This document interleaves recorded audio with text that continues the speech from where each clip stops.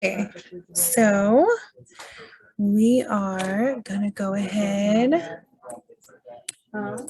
and get started. Thank you guys for joining us this afternoon. I know you're busy, lots of things to do, but today we have a really awesome session that I want to share some information with you about how to engage your students with science probes in the elementary classroom.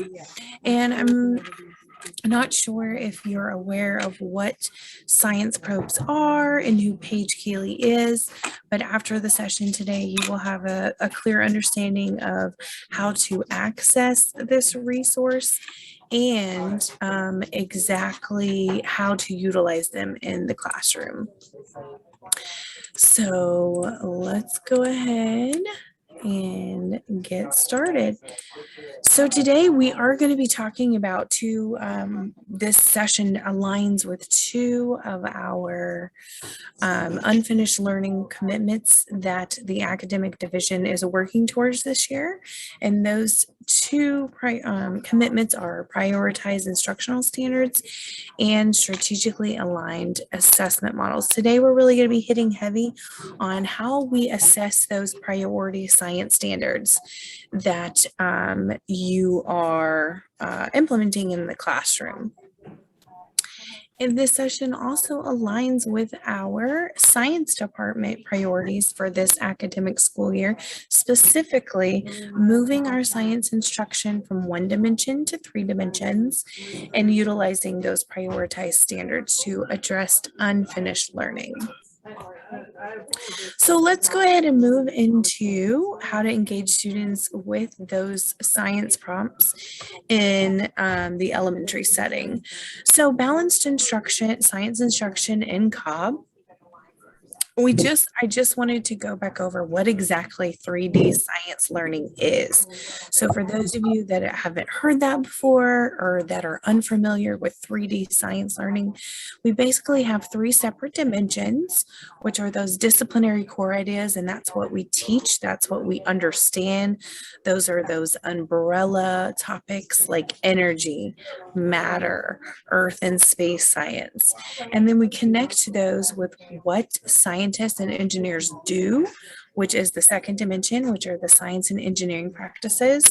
And if you look at our balanced science instruction document, you can see that we promote that in our science instruction as well. We want students, we're putting the science back in the hands of the students, and teachers are taking more of a facilitator role.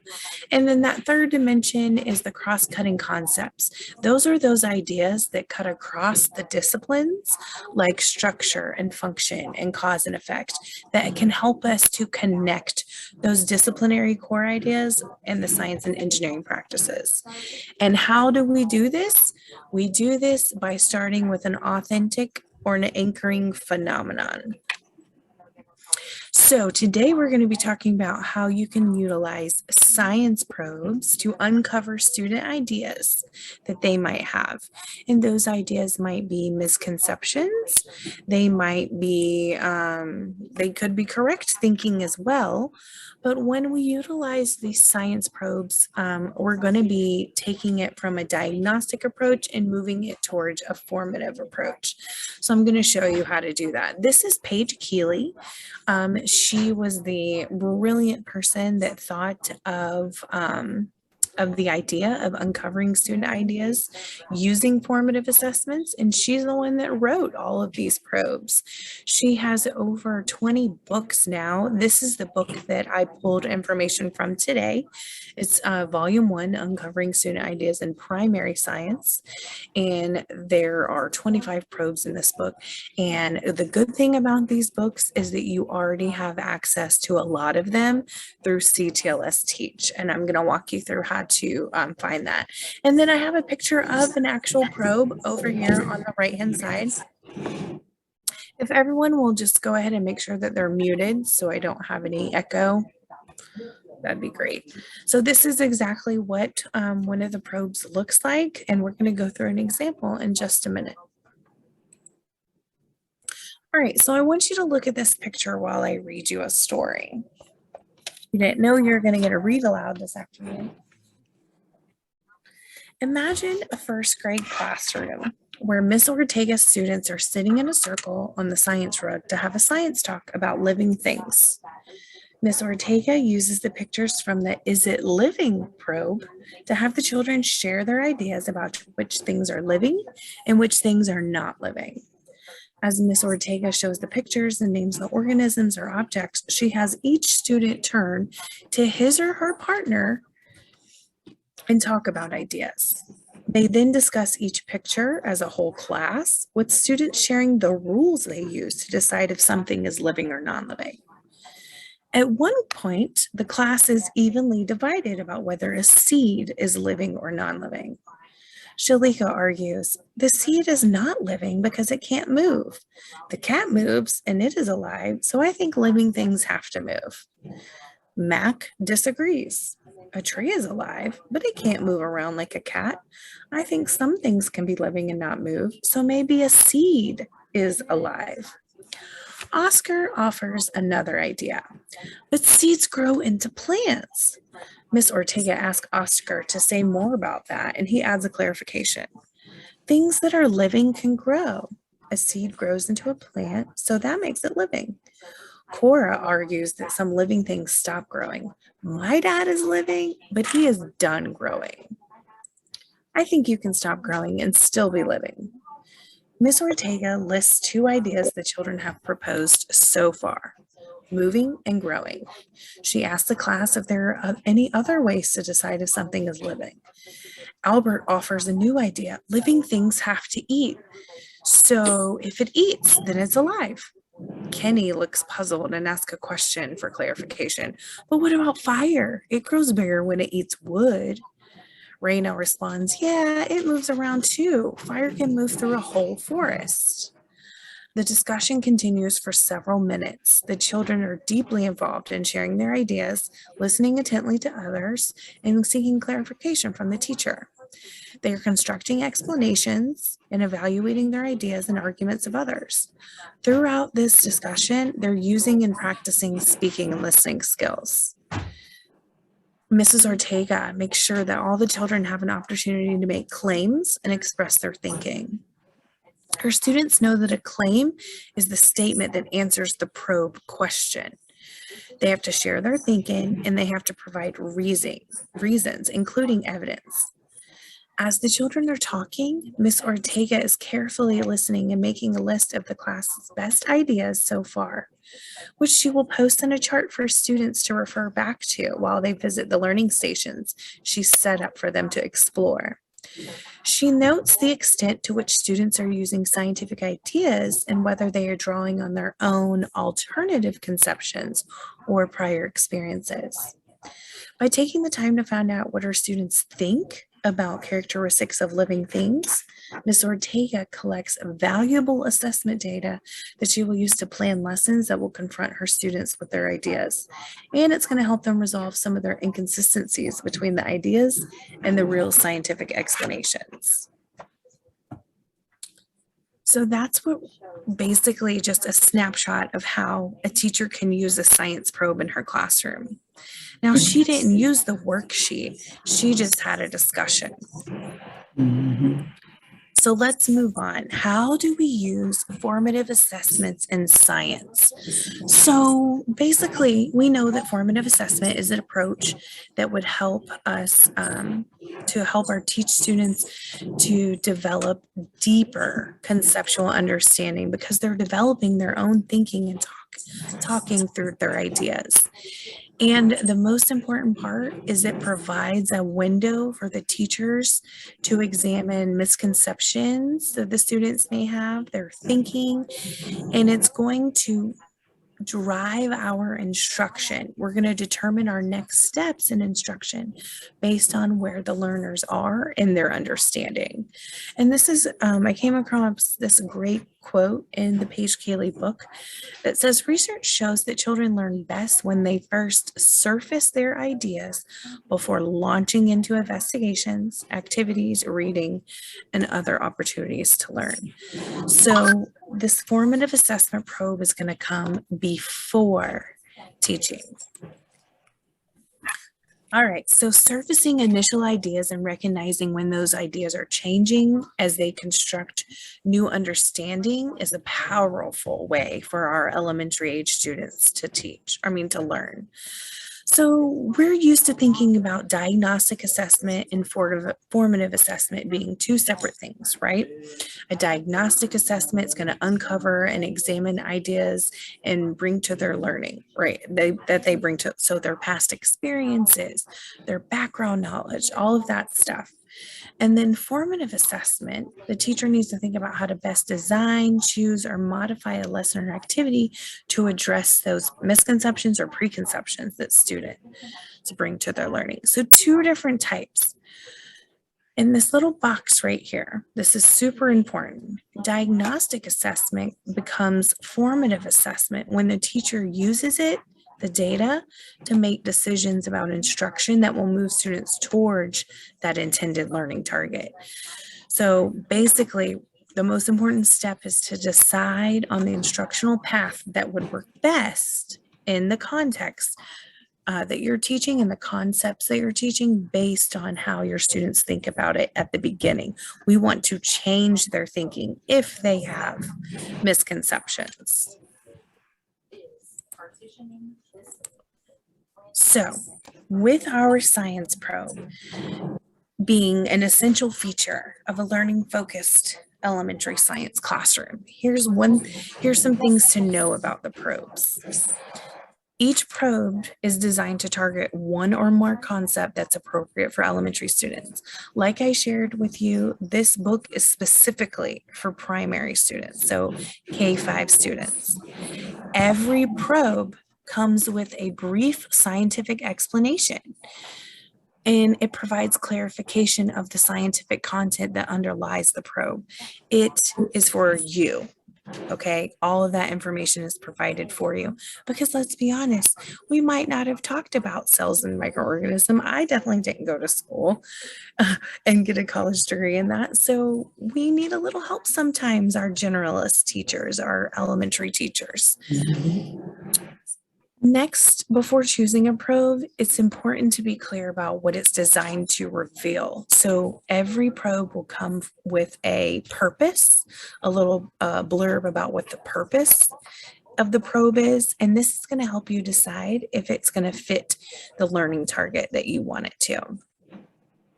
And then also included in the teacher portion of the probe are suggestions for administering it. Also, it's going to give you examples of response methods or ways to use props. It's going to walk you through how to talk about the probe scenario and how to make modifications for different learners. So that's an added bonus that you get in the teacher materials. Okay, so let's look at this example. So this is a probe. This is what it looks like. This is the student page. Okay, so we're going to talk about how we can introduce probes in primary and intermediate grades. So this is a probe. It's called Does It Have a Life Cycle? So I'm going to click this link because it's going to open it up for me.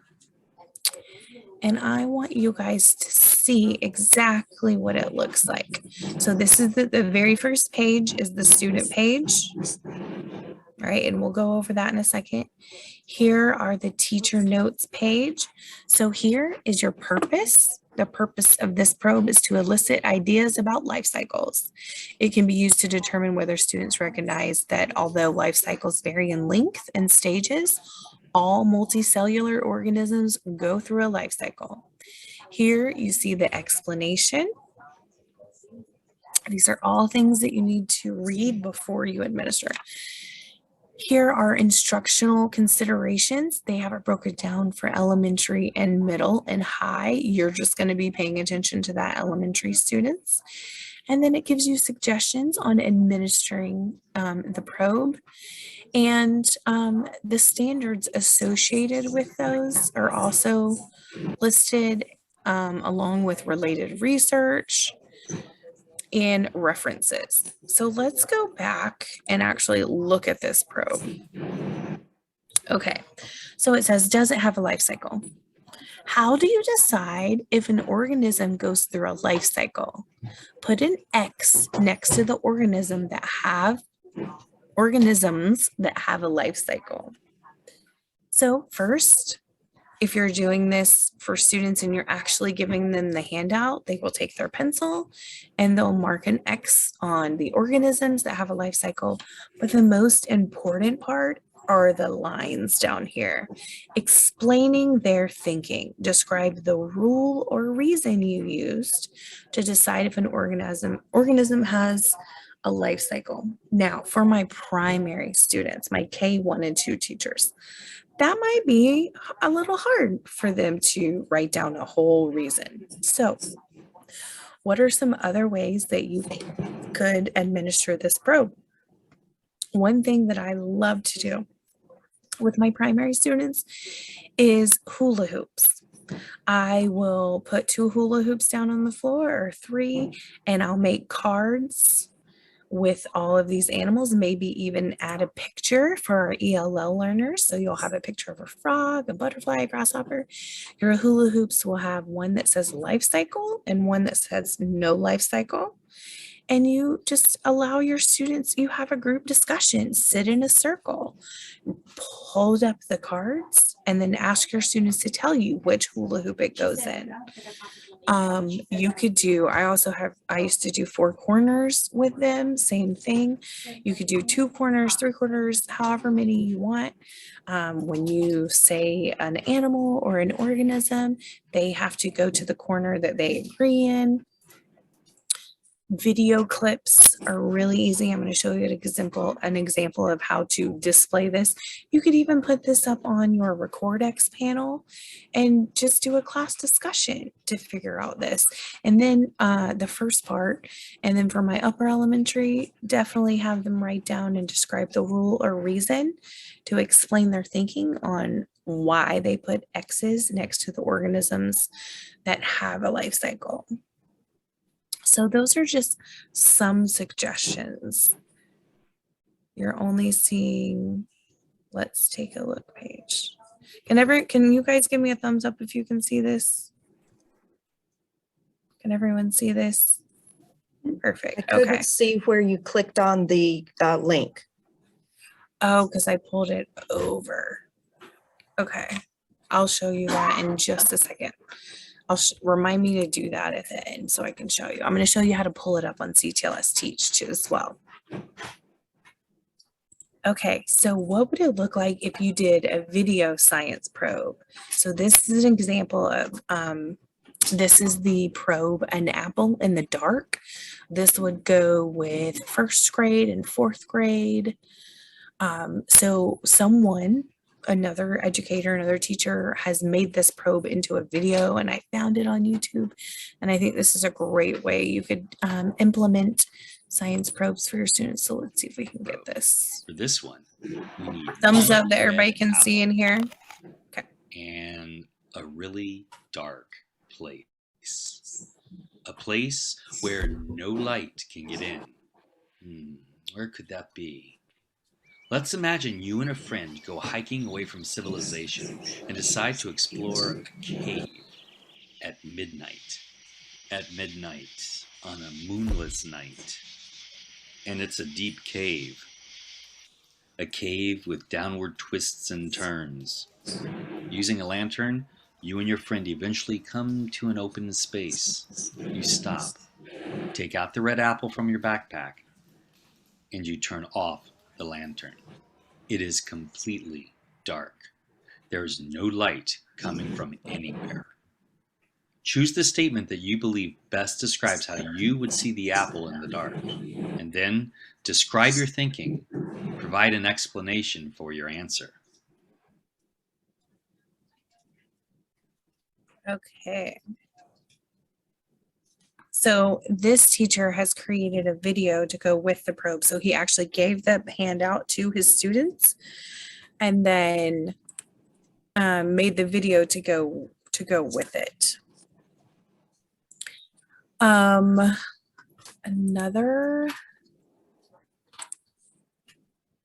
Another strategy to use. So We use this at the beginning of our lesson, at the beginning of our unit, to determine the way the students think about the concept, their misconceptions and their background knowledge. And we use that to drive our instruction. We know what we need to hit, we know what we can miss or just briefly go over. But then what do you do at the end of the unit? Okay, how can I utilize the same assessment at the end of the unit? So it's called a line of learning strategy. At the end of the unit, you're going to have, if your students have science journals or interactive notebook, this would work great. If not, it might not really make sense to you, but it's the purpose of this strategy is for students that have science journals, notebooks, where they're in it every day. So you're going to have your students draw. You can utilize that notebook when they do the first time they see the probe. They're going to write down their claim, they're going to write down their reason or their rule or whatever. At the end of the unit or the lesson, have students draw a line, and that's going to be their line of learning. So now you've gone through the unit, they've learned everything. You're going to revisit the same probe, and you're going to ask students to consider changing their initial claim, and you're going to have them write it down under the line of learning. This, after they change their claim, if they want to, they might not want to change their claim, but they have to provide evidence of why they changed their answer or their claim based on what they learned during the unit. So here's an example of using an end probe. We are going to open up our BS Scientist notebook to page 106, and we are going to go back to our temperature drop that we started with for this. And we're just going to look at what you guys put, who you agreed with. Did you agree with Mrs. Collins or Mr. Collins? And looking back at our situation, we saw that Mr. and Mrs. Collins live in Tampa, Florida. They enjoy the warm winter weather, and the average temperature in in February is the mild 70 degrees Fahrenheit. This year, there was a week of very cold temperatures. It dropped to 38 degrees in one day, and it almost snowed. Mr. and Mrs. Collins were surprised that it got so cold, and this is what they said. Mr. Collins said, "This is a big change in our weather." And Mrs. Collins said, "Wow, this is a big change in our climate." And you guys put down who you agreed with, and you put why you agreed with them. So I want you to look back at it, and I want you to see if you agree with your a week and a half ago self, or if you would change your thinking. How many of you agree with how many of you the first time around agreed with Mr. Collins? About half. And the rest of you agreed with Mrs. Collins? Raise your hand if you've changed your thinking. Let's move your head. Okay. Now if you agree with Mr. Collins, stand up.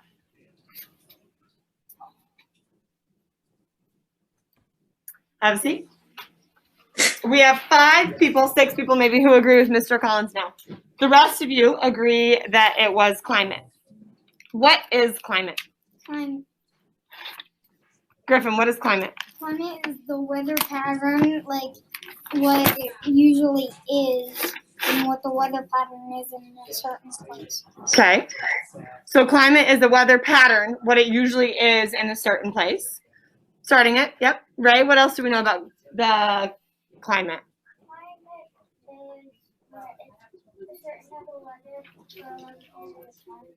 Yeah, climate is going to be, I think that's the big point, over a long period of time, right? Is a week a long period of time? So was there a big change in the climate? No, it wasn't like for a month straight they had this big long weather, or for a whole season it snowed instead of sunshine. So their climate was the same. They had a change in weather. So if it's just a short amount of time, it's more that weather change. That climate is going to be that pattern, and it's happening over and over again, and it's going to be for a longer period of time. So this actually was going to be a change in our weather, so we should be agreeing with Mr. Collins. Now, I know when we get in and we start talking about climate, we want it to be a climate change, but we want to. Okay, so I just wanted to show you a snippet of that so you could see the difference between utilizing this type of probe in the beginning and then what it's like at the end. At the beginning, you didn't, when I was reading through the scenario, it wasn't that Miss Ortega was doing a lot of connecting to the content like this teacher is doing. She really wanted to elicit those student ideas to begin with.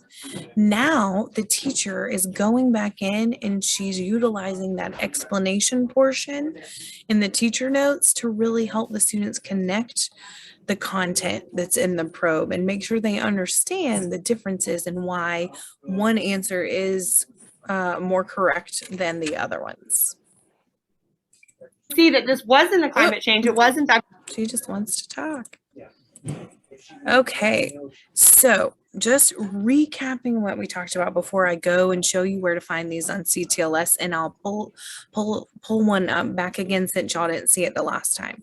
But one way to support inquiry for conceptual change is to start with uncovering children's ideas before launching into investigations or science centers. And a probe is not formative unless we use that information to modify or change our instruction. So our students have increased engagement and opportunities to learn science content and concepts. It's the explanation of the probe, not the answer selections the students choose from, that provides important assessment data. So that's really, really important, okay? So it's not the answer selections that the students choose from, it's the explanation that they give you about why they chose something. That's important. So here are the two books that I was telling you about. You do have access to this one, the green one, through CTLS Teach. And I'm gonna stop sharing for 1 second. And I'm going to share again so I can show you exactly where to find those on CTLS Teach. And then we'll do some questions. Okay, so I'm going to come back down here. Can everyone see this? Thumbs up, perfect. Okay, so here is exactly what I pulled up. This is, does it have a life cycle? This is your student page that you would give them. The very first page is the student handout.